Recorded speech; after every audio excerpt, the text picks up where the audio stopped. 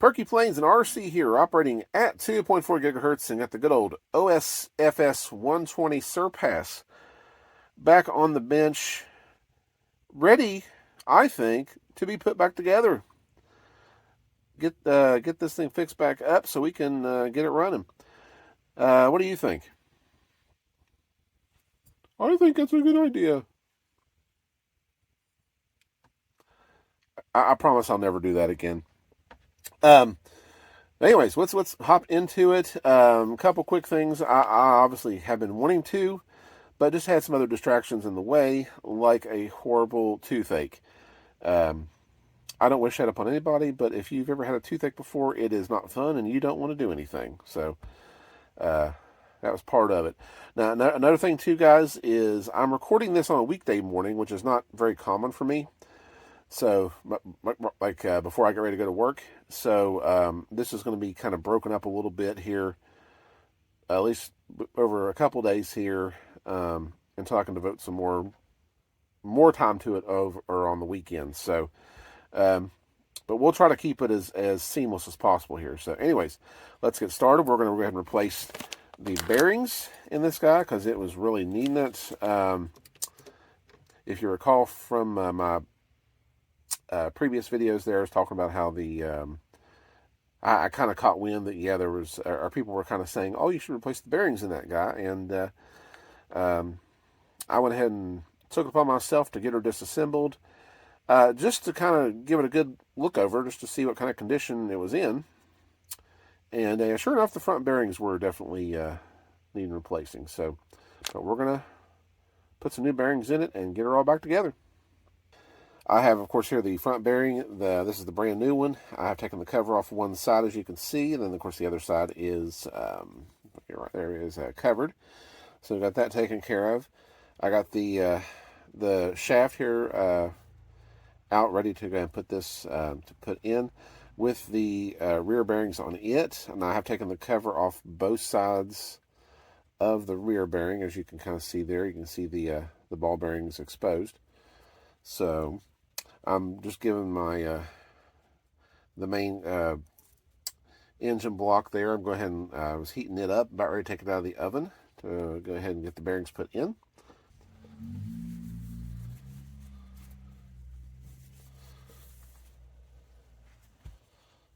All right. Look at that. Just pops right in.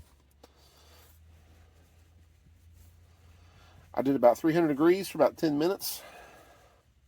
All right, I think we got it, and I got back in there. Perfect.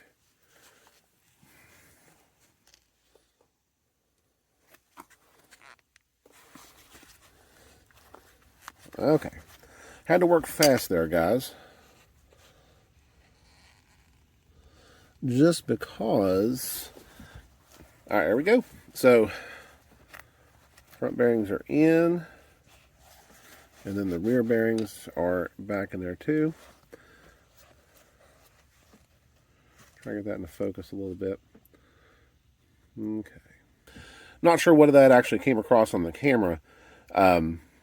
Just because I had to work kind of fast. I think you probably saw most of my gloves and stuff happening, but didn't really get to see much of what was going on. So I had to work kind of fast. Just because it is a little chilly outside, and my building is a little bit cool as well. All right, so actually, as I was just kind of doing a little test fit here, the wrist pin goes in much easier than when it came out. So that's a good thing. Maybe all that that excess heat and stuff I was running before kind of freed things up a lot.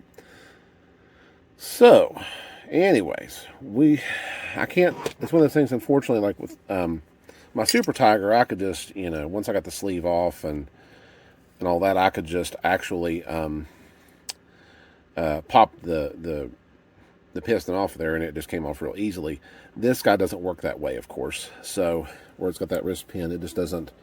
I just tried a little test fit. I kind of put the piston back together and tried to fit it on there, and of course it was a struggle. So we're going to put this guy on first, and then drop the top of the piston down in there, and then get the wrist pin through and do it that way. So that's how we're going to have to do this. So now I didn't go ahead and leave a mark. I did go ahead and leave a mark on the rod here, just so I know which way is facing what. So this is actually facing towards the rear of the engine. So let me go ahead and pop that guy onto here.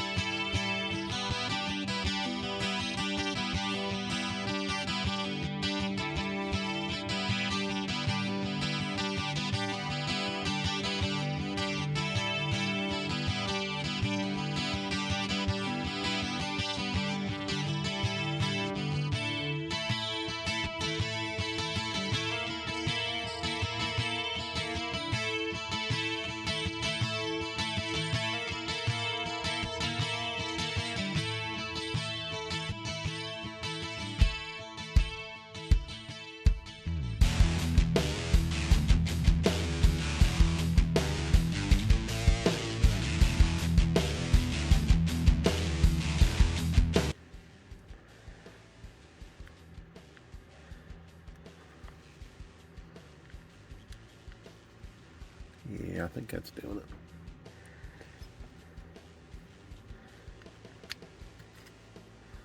Oh yeah, now we're cooking with gas. Well, glue actually in this case. All right, awesome.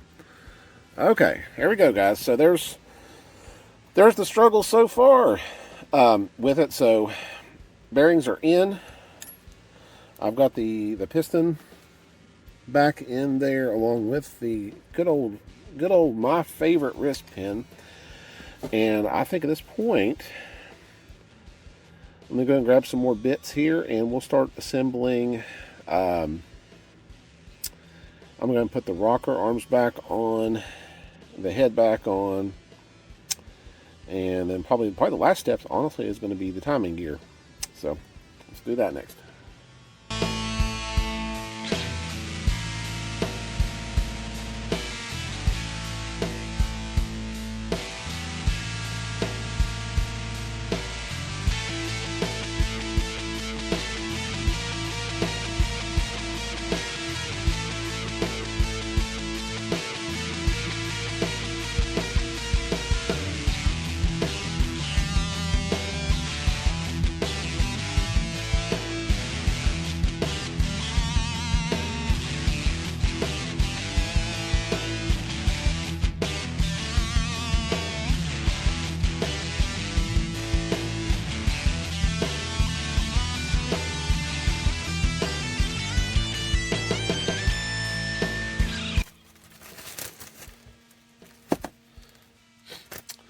Like I said, we're having some issues with it sticking, so I'm going to go ahead and do the complete disassembly process.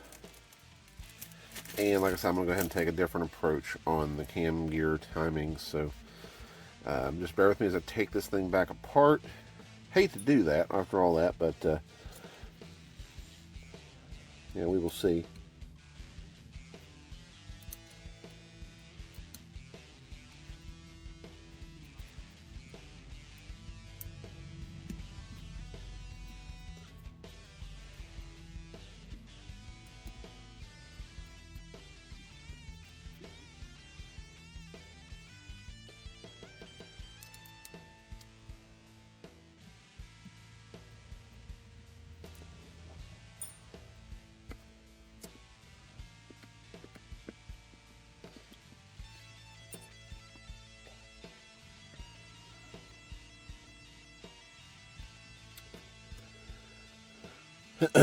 I kind of noticed the sticking probably right when I was getting the top of the head on. Is probably when I noticed it.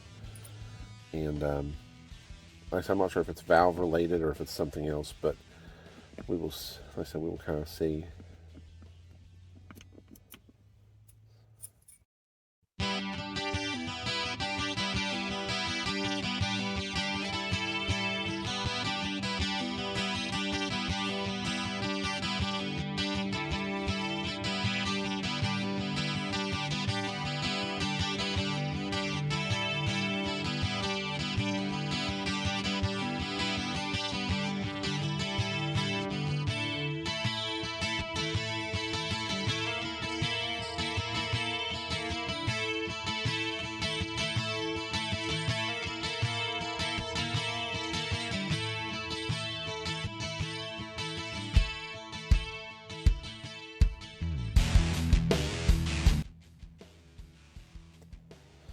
the technique was take some fuel tubing onto your camshaft there and use that to drop it in place. So, let me get my trusty light back out.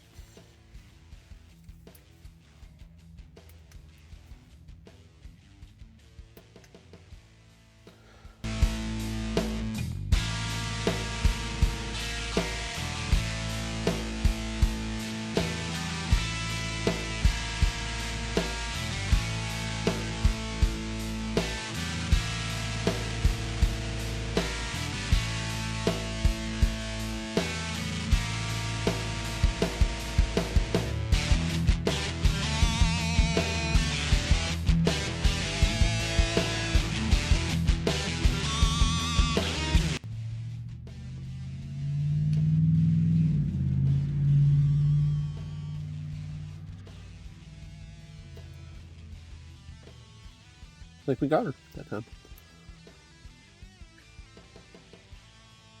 There we go. Yep, that's got it, buddy.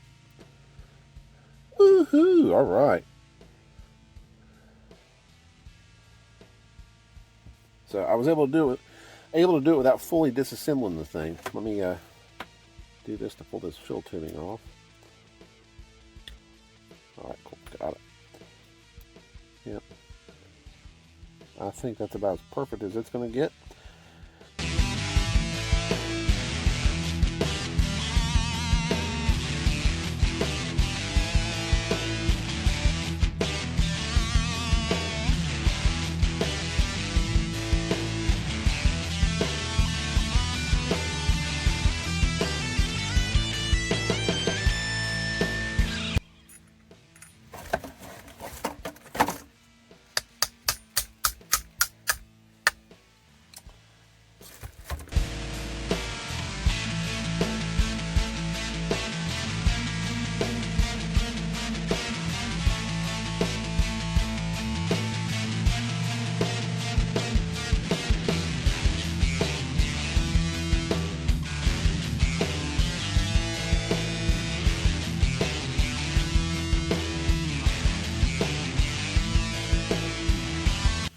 Okay, funny story here. Funny and kind of scary. So when I was disassembling the Surpass the first time, I was getting the prop washer off, and as I did it, I heard something metal hit the floor. Don't know what it was, but I immediately started diving down to try to look for it. I happened to be right here on the edge of this table, so I was hoping that if there was anything, it would go on the table, but in this case, no, it went to the floor. And so, anyways, as soon as I heard something hit the floor, I immediately got down and started looking. I just assumed maybe it was a washer or something like that. And and so, anyways, I couldn't figure out what the heck it was, so I started digging into it and thinking like, okay, well, what is this that hit the floor? And as I looked at the manual, it dawned on me that I'm thinking I may have dropped the woodruff key, which the woodruff key goes on the prop washer. I was not aware of this until kind of this incident, but there it is. And this fits like in a little notch there in the prop washer. You can kind of see that little notch there. So the woodruff key fits in that. And anyways, it kind of left me a little bit freaked out for a second, because I'm thinking, I just lost the woodruff key, and can I get one of these? How hard are these to find, or whatever? And I had started looking a little bit as far as like, if I could buy one online. And honestly, I'm kind of glad that this is a 120 size, because if this was something smaller, that woodruff key would be smaller too. So I'm glad at least it had some, at least it's still small, but at least it's kind of, visible, so anyways, almost on the verge of, about to buy one. And I was like, well, let me dive down and look again. I dove down, and I probably found it within about a couple minutes, like literally. So saved my butt big time there. I know I was just talking about the woodruff key and the prop, or the the drive hub there and all that kind of stuff. But I'm gonna probably end this video for now. I've done a lot of a lot of work to this thing, believe it or not. And what's left is very little. Put the valve cover back on, and then of course the muffler, and then of course the prop washer, woodruff key, and all that. So I'm gonna end that for now. I did do a little check here, and something that's very interesting to me. I don't know what the case is, but something I did kind of want to point out here. It is much smoother than last time. It is much smoother than last time. I mean, it is the last time I got to this stage, literally, I couldn't turn the shaft because it just somehow was catching on something. I don't know exactly what it was. But this time it is spinning freely. I mean, I'm doing as best I can with, it'd be probably a lot easier if I actually had a prop and stuff to do this, but it is definitely in good shape right now. And I noticed, I didn't notice this before, so maybe you guys can explain this. Before, it just seemed to lack compression a lot to me. I don't know what the deal was. Like, it felt like it just spun freely and, didn't really, didn't offer a lot of compression, is what I thought was kind of strange. I can hear it this time. You can hear the air just kind of come off of it. And there's no glow plug or anything attached right now. So, but you can...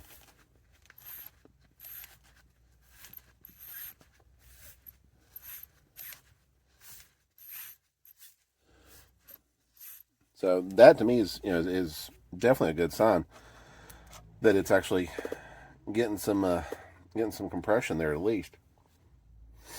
So anyways, like I said, I'm going to end that for now, guys. I've done a lot of work to this already. I think I would have had the video out sooner, but ran into some hiccups with it, and that's kind of what was going on. But like I said, we're going to end it for now. I mean, literally it'll take me just... I need to figure out how the woodruff key actually fits on there first. I kind of see how it does, but I just kind of want to, I just want to double check it first. Because it looks to me as if your woodruff key sits down in this little groove right here. I believe the washer might go on first, and then the woodruff key, and then there's actually like a shaft washer that goes on too. So I'm thinking the shaft washer, then the woodruff key, and then the actual prop washer fits over top of that is what I'm thinking. But I'll double check into that, and it should be good. And then like I said, put the valve cover back on, put the high-speed needle back in, and that should be it. I may have done that incorrectly with the tubing on the pump. I'll have to double check that as well. But like I said, the bulk of this thing is back together and almost ready to get fired up. So, but anyways, that is it for me, guys. I want to thank you all for watching, and hopefully the next go-rounds of the Surpass, we'll see this thing actually getting fired up. So, all right, that's all from me. Thanks for watching, and we'll see you in the next video.